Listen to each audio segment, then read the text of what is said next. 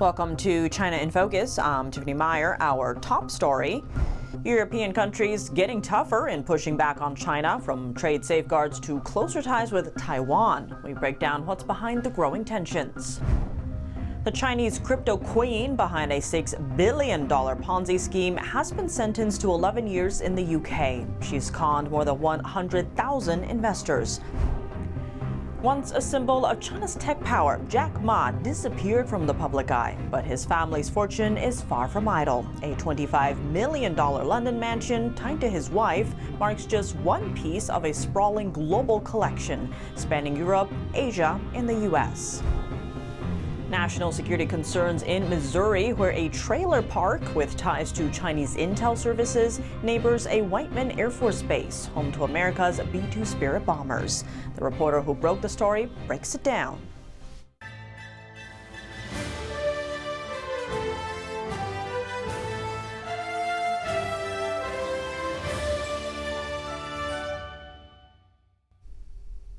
Europe is taking a tougher stance against the Chinese Communist Party.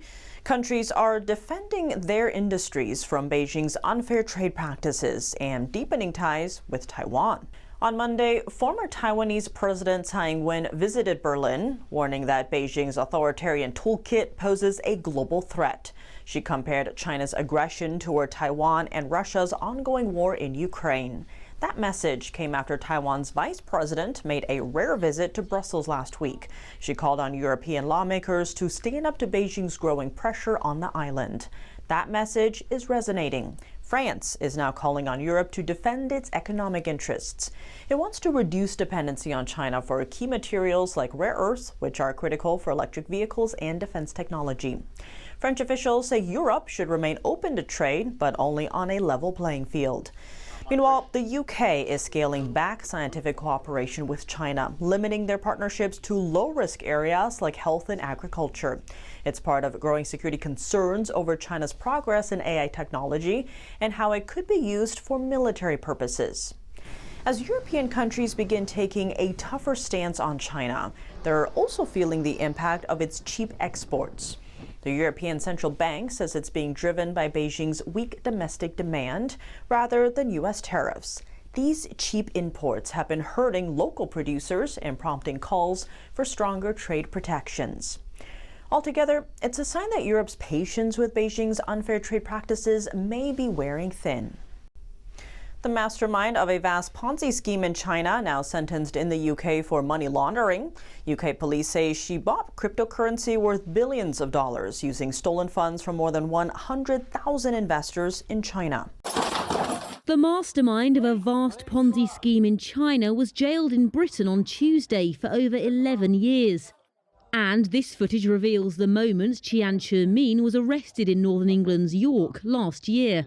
She conned nearly 130,000 investors and laundered the proceeds of the fraud into cryptocurrency, now worth billions of dollars.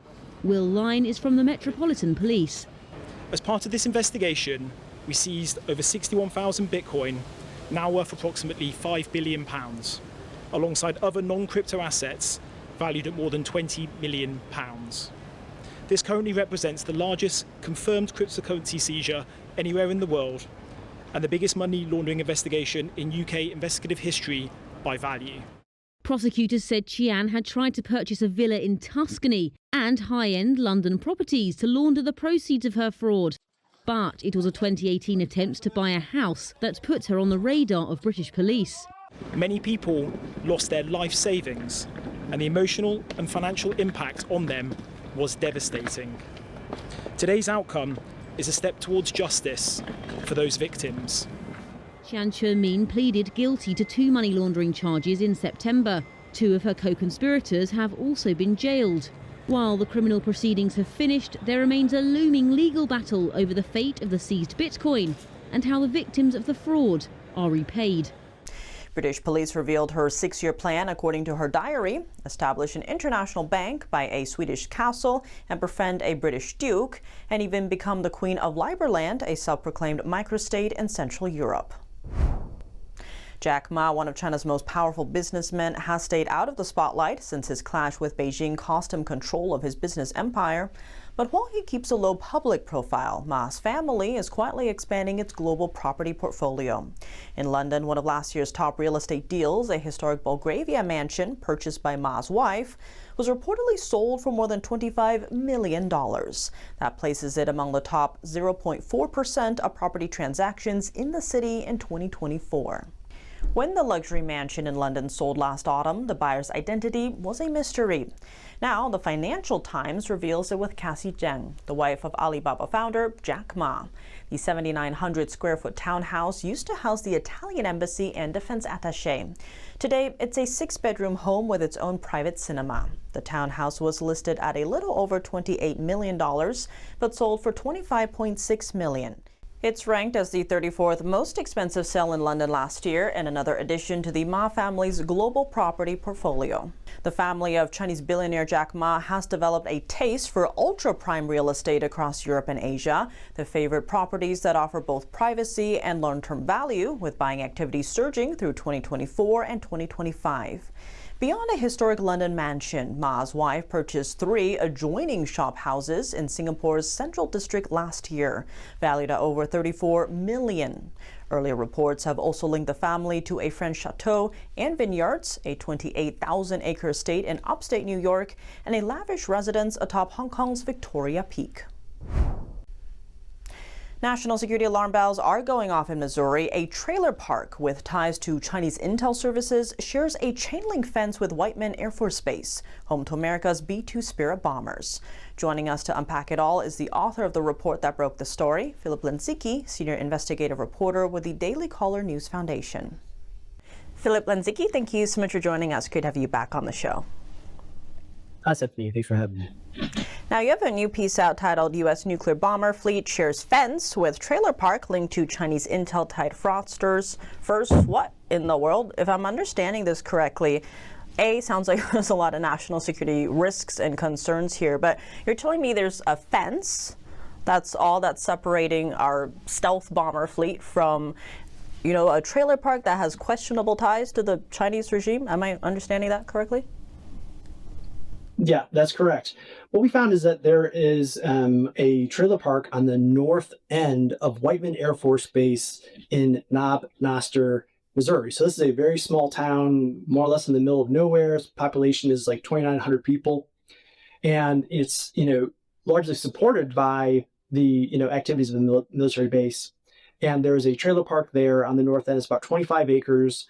And it is literally separated by a short fence from the base, and directly to the runway where our nuclear fleet of B-2 bombers lands, about 1 mile from that runway is, the property. And even on Google reviews, there are individuals who have been, just guests of the RV park who have filmed these, stealth bombers coming in for landing. You can almost feel like you can reach out and touch them. That's how close they are. Insane. I remember talking to Ross Kennedy about the Fufang group, next to the Grand Forks Air Force Base, about the kind of intel they could get, and he was describing it like holding a teacup under a waterfall. That's just how much information is there.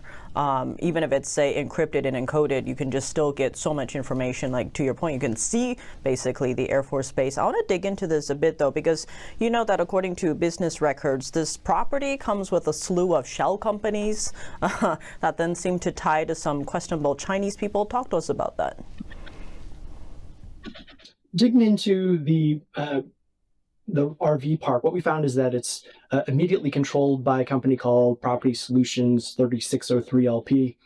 And that in turn is controlled by another company that is registered in Georgia.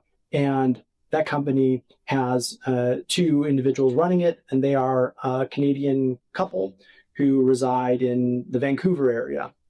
And so looking into them, what we found is that they have a couple of different concerning ties to entities connected to the Chinese government. At one level, the purchase of the Missouri trailer park and some other properties that they made that are also near U.S. military interests was made while the female in the couple was a board member for a Vancouver investment firm, which itself has many ties to the Chinese government and has had partnerships with state-owned enterprises, and its leadership has had individuals that are belonging to the Chinese Communist Party, high-level Chinese government officials, and whatnot. To your point, I think you also see that with some of those illegal Chinese marijuana grows that are also close to some, weapons production ones. There's one in Oklahoma. But, you've been covering this for years. Have you noticed, say, your headlines maybe turning into court cases, official investigations? Is there more awareness and action on cases like this? Not as much as we'd like. And so while there have certainly been hearings, there have been many strongly worded letters sent from members of Congress and whatnot. There have even been maybe some amendments included in certain, National Defense Authorization Act. Still, it falls very short of what the actual issue is, because I would guess, based on what we are able to find, that we're just scratching the surface, and that there are likely hundreds more of these type of entities all over the country. So I would imagine that this is going on, totally in every state almost. Well, Philip Lindsicki, as always, thank you so much for joining us. Thank you, Tiffany. Jury selection is underway in Brooklyn for the trial of Linda Sun. Sun is a former aide to New York Governors Andrew Cuomo and Kathy Hochul. She's been accused of bribery and secretly advancing the interests of the Chinese Communist regime while working for the state from 2012 to 2023.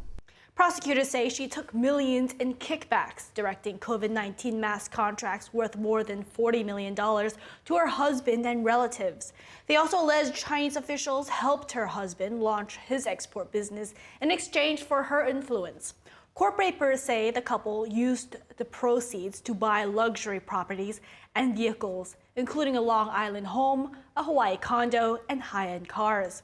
Sun is also accused of blocking invitations connected to Taiwan, forging Hochul's signature, and altering state recommendations to benefit family companies. Her attorneys are expected to argue she was making internal state policy decisions, not acting as a foreign agent. Coming up, Japan breaks decades of strategic ambiguity on Taiwan, with its prime minister vowing military support if China attacks. From paid trips to China to lobbyists in Wall Street and Hollywood, Beijing is running sophisticated propaganda targeting the West. An expert breaks it down with one of our reporters after the break here on China in Focus. Welcome back to China in Focus. I'm Tiffany Meyer. Japan's newly elected Prime Minister, Sanae Takaichi, has broken decades of the country's strategic ambiguity. She's the first Japanese leader to directly tie Taiwan's security to her nation's own defense. In other words, she openly declared that Japan would come to Taiwan's aid militarily if China attacks. Her comments sparked a diplomatic retaliation last week. China's envoy to Japan threatened to cut off the head of Japan's prime minister in a now deleted post on X. Here's more on what happened. Japan's Prime Minister Sanae Takaichi has triggered a diplomatic spat with Beijing after saying that a hypothetical Chinese attack on Taiwan could trigger a military response from Tokyo. Here's what we know. Takaichi was asked by an opposition lawmaker in parliament about, quote, survival-threatening situations, a legal term that allows Japan's premiers to deploy the country's self-defense forces. In response, she gave an example that an attempt to bring Taiwan completely under the control of Beijing, using battleships and military force, could constitute such a situation. She later added that an attack on U.S. warships sent to break any Chinese blockade on Taiwan could require Tokyo to intervene militarily to defend itself and its ally. The survival-threatening situation was defined broadly in a controversial 2015 law that expanded the scope of when the pacifist country's military could act. The law was met with large protests at the time. Takaichi also infuriated Beijing by publicizing her meeting with a Taiwanese representative at a regional summit in Seoul in early November. China claims democratically governed Taiwan as its own territory and has not ruled out using force to take control of the island. Taiwan strongly objects to China's sovereignty claims and says only the island's people can decide their future. Takaichi's remarks triggered a threatening post from a Chinese diplomat in Japan, which wrote, quote, "The dirty head that sticks itself in must be cut off." A Chinese foreign ministry spokesperson said Beijing lodged a formal protest against what it said was blatant interference in its internal affairs. Taiwan called the Chinese diplomat's remarks toward Takaichi disrespectful and impolite. Responding to China's protest, Japan said it understands and respects Beijing's position on Taiwan and hoped Taiwan issues would be resolved peacefully through dialogue. Sophisticated propaganda coming from the Chinese Communist Party targeting the West. NTD's Jack Bradley was joined by Peter Schweizer, president of the Government Accountability Institute, to discuss Beijing's strategies to soften our views of the CCP. Peter Schweizer, thank you so much for joining us here today. Good to be with you. Now, the CCP has been offering all expense-paid trips to China to influential people in the West, including politicians, academics, and journalists like MSNBC's Chris Hayes, for instance. What's the end goal of this, and what makes these people the primary targets? Well, China has a strategy, and they use the term. It's called elite capture. And the idea is that if they can influence the elite of a country, that could be in government, that could be in the media and in culture, and they can get them to have a softer view towards the CCP and China, they are all in favor of it. And so that is about building relationships. That can be romantic relationships. That could be just social relationships, certainly financial relationships. So the goal is to get them to soften their views of what the CCP is doing. So this is not the same as sort of cultural exchange. This is elite capture, and it's designed to turn a elite in a country into a CCP supportive entity. What are some of the organizations that are running this influence campaign, and is this a component of the CCP's United Workfront department? Yeah, the United Front is huge, and they use a lot of cultural associations and names. They can be cultural, Chinese Cultural Association in Los Angeles, in New York, or in Boston. They work with the United Front Department, which is part of the Chinese government and part of the CCP.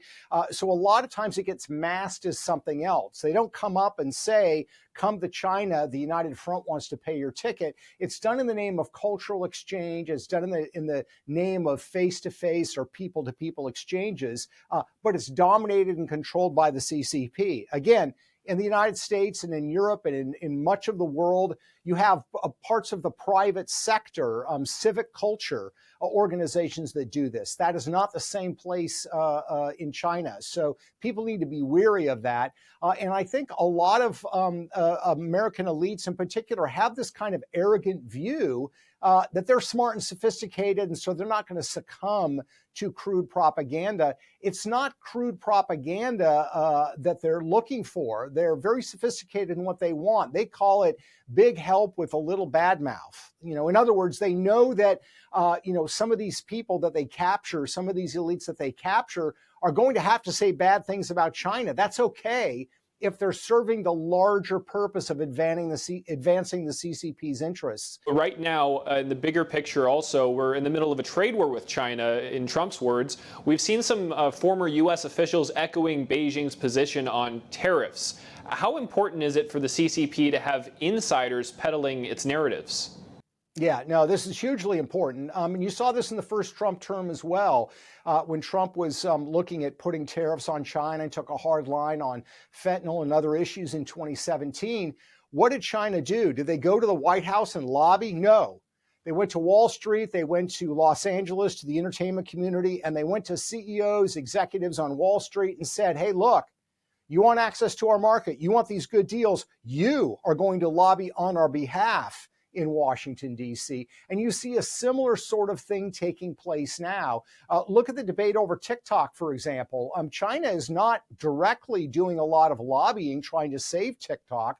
What they're counting on is businesses and influencers who have a large presence on that platform to do the lobbying on their behalf, or they're looking for Wall Street investors who were early owners of portions of ByteDance TikTok. They're looking for them to do the lobbying in Washington, D.C. Peter, recently you spoke about the Trump administration using the IRS to trace funding of Antifa. Talk to us a bit about how the administration is able to do this and what we can do about groups that are funneling money into Antifa. Yeah, it's a big problem. I mean, look, a protest is part of America's history, and we all recognize that protests break out, people expressing their views. The question is, when you have specifically highly organized protests that become violent intentionally, you're talking about something that's very, very different. That requires organization, it requires resources, it requires structure. And also, by the way, if it engages in violent activity, it's a criminal act. So that means you've got issues in terms of assault. People can be charged with assault. But you also have a number of other serious crimes that may be committed by those who are funding and organizing and supporting that criminal activity. The RICO statutes, which were, the racketeering statutes that were instituted to really fight organized crime, they were designed to go after the people that are organizing the crime, meaning we don't want to just arrest the guy that beats up somebody on the street. If there's somebody that ordered that person to go beat somebody up on the street as part of a larger criminal conspiracy, that person should be charged too. That's what RICO's designed for.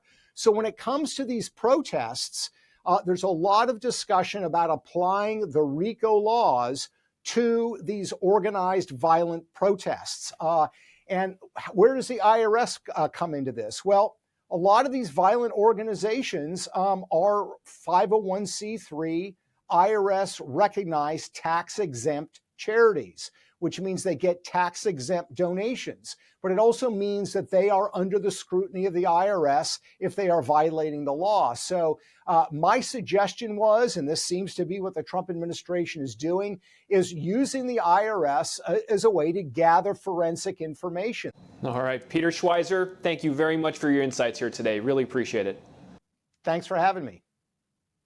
That's all for today's China in Focus. I'm Tiffany Meyer. If you have any feedback on the show or have something you'd like to see us cover, send us an email at chinainfocus@ntd.com. We'd love to hear from you. For on-the-clock original news coverage, visit us at ntd.com or download our NTD app. Thanks for watching. See you tomorrow.